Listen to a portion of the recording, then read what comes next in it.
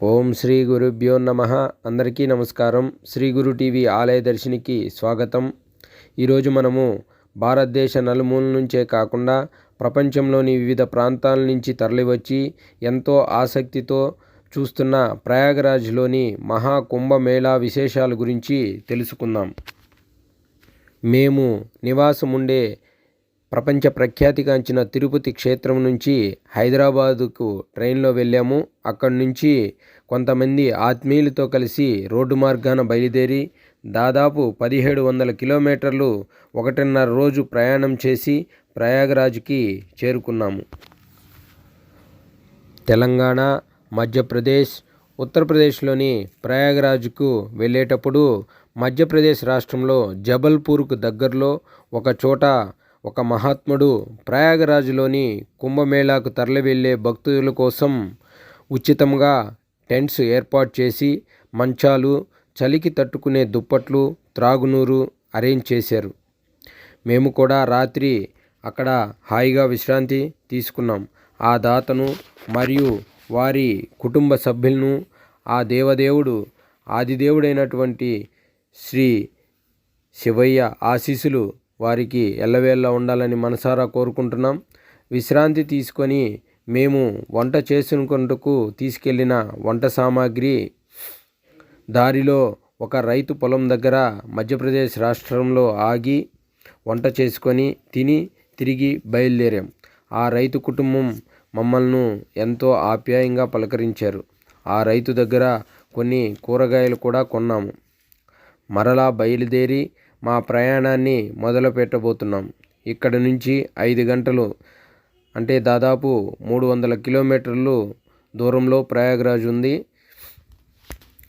చుట్టూ పచ్చని పొలాలు ఎంతో ఆహ్లాదకరంగా ఉన్నాయి. మొత్తానికి దాదాపు 1700 కిలోమీటర్లు 1.5 రోజు ప్రయాణం చేసిన తర్వాత మేము ఎంతో ఆసక్తిగా ఆతృతగా ఎదురుచూస్తున్న ప్రపంచ ప్రఖ్యాతిగాంచిన కోట్లాది హిందువుల ఆరాధ్య మహాకుంభమేళా ప్రాంతమైన ప్రయాగరాజ్కు చేరుకున్నాము. మేము ప్రయాగరాజ్లోని అరైల్ ఘాట్ సెక్టార్ నంబర్ 23కి వచ్చాము.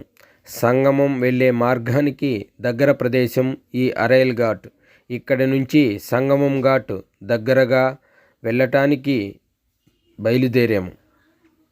500 మీటర్లు నడిచి లోపలికి వెళితే సంగమం ప్రాంతానికి వెళ్ళటానికి బోట్స్ దొరుకుతాయి. సంగమం ఘాట్ అంటే ఆ ప్రాంతంలో గంగా, యమున, సరస్వతి నదులు 3 కలిసే ప్రాంతం. దేశంలోని వివిధ ప్రాంతాల వారు తరలివచ్చిన భక్తులతో ప్రయోగ భూలోక స్వర్గంగా అలరాలుతుంది. మహాకుంభమేళా లేని సమయంలో కూడా భక్తులు త్రివేణి సంగమంలో స్నానం ఆచరిస్తారని ప్రయోగ క్షేత్ర మహత్యాన్ని మత్స్య కూర్మ పురాణాల్లో వివరించారు. క్షీరసాగర మదనంలో లభించిన అమృత భాండం తీసుకొని శ్రీ మహావిష్ణువు వెళుతూ మార్గమధ్యలో హరిద్వార్, ఉజ్జయిని, నాసిక్, ప్రయాగరాజ్లో చిలకరించాడట. శ్రీ మహావిష్ణువు ఈ 4 ప్రాంతాల్లో అమృత బిందువులు చిలకరించిన తర్వాత ఈ ప్రాంతంలో కుంభమేళాలు జరుగుతున్నాయి. 12 కుంభమేళాలు పూర్తయిన తర్వాత మహాకుంభమేళా ప్రయాగరాజ్లో జరుగుతుంది. అందుకే ప్రయాగరాజ్కి అంతటి ప్రాశస్త్యం. పద్మపురాణం ప్రకారం ప్రయోగ మాఘమాస స్నానం అత్యంత విశిష్టత అంటారు. ప్రతి 12 సంవత్సరములకు ఒకసారి ఉత్తరప్రదేశ్లోని ప్రయాగరాజ్లో కుంభమేళా నిర్వహిస్తారు. హిందూ సనాతన ధర్మంలో మహాకుంభమేళాకు ఎంతో ప్రాధాన్యత ఉంది. ప్రతి 12 సంవత్సరాలకు ఒకసారి కుంభమేళా, 6 సంవత్సరాలకి ఒకసారి అర్ధ కుంభమేళా, 144 సంవత్సరాలకు ఒకసారి మహాకుంభమేళా జరుగుతుంది. ఇంతకుముందు 2013 సంవత్సరంలో ప్రయాగరాజ్లోని కుంభమేళా నిర్వహించారు. ఇప్పుడు 2025 జనవరి 13వ తేదీ నుండి 2025 ఫిబ్రవరి 26వ తారీఖు వరకు అంటే మహాశివరాత్రి వరకు మహాకుంభమేళాన్ని నిర్వహిస్తున్నారు. మనము మొత్తానికి త్రివేణి సంగమ ప్రాంతానికి చేరుకున్నాము. గంగా, యమున అంతర్భాగంగా సరస్వతి నదులు కలిసి ఉంటాయి ఈ త్రివేణి సంగమంలో. అందుకే దీన్ని త్రివేణి సంగమం అంటారు. సంగమం ప్రాంతానికి లోపలికి వెళ్ళాలి అంటే కొంత దూరం నడిచి ఆ తర్వాత పడవలో వెళ్ళాలి.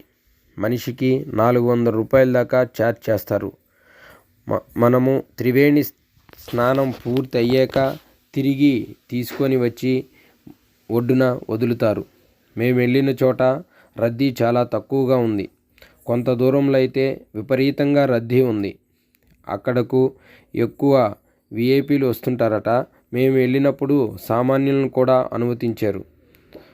మేము ప్రశాంతంగా త్రివేణి స్నానం చేసాము. మేము ప్రయాగరాజ్కు బయలుదేరక ముందు చాలామంది భయపెట్టారు. వాళ్ళ భయానికి కారణం కూడా ఉంది. అంతకుముందే వారం రోజుల క్రితం సంగమం ప్రాంతంలో విపరీతమైన రద్దీ వలన మౌని అమావాస్య రోజు తొక్కిసలాట జరిగి కొంతమంది భక్తులు శివైక్యం చెందారు.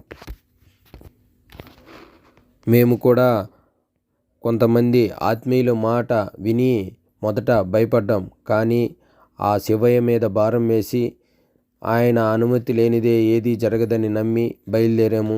ఎంతో ప్రశాంతంగా హాయిగా త్రివేణి సంగమం స్నానం చేసి క్షేమంగా తిరిగి ఇంటికి చేరుకున్నాము. మనము పడవ ఎక్కకముందే పడవ వారితో బేరం మాట్లాడుకోవాలి. వారు మొదట చాలా ఎక్కువగా అమౌంట్ అడుగుతారు. మనం బేరం ఆడిన తర్వాత తగ్గుతూ వస్తుంటారు. మనం పడవ ఎక్కగానే అందరికీ లైఫ్ జాకెట్స్ ఇస్తారు. ఖచ్చితంగా మనం వాటిని వేసుకోవాలి. ఒకవేళ ఏదైనా అనుకోని సంఘటన జరిగితే అంటే మనము నీటిలో పడిపోతే అవి మనల్ని మునిగిపోకుండా కాపాడుతాయి. ప్రజాపతి బ్రహ్మ ఈ ప్రాంతంలో అనేక యాగాలు చేయటం వలన ఈ ప్రాంతానికి ప్రయోగ అని పేరు వచ్చిందని చెబుతారు.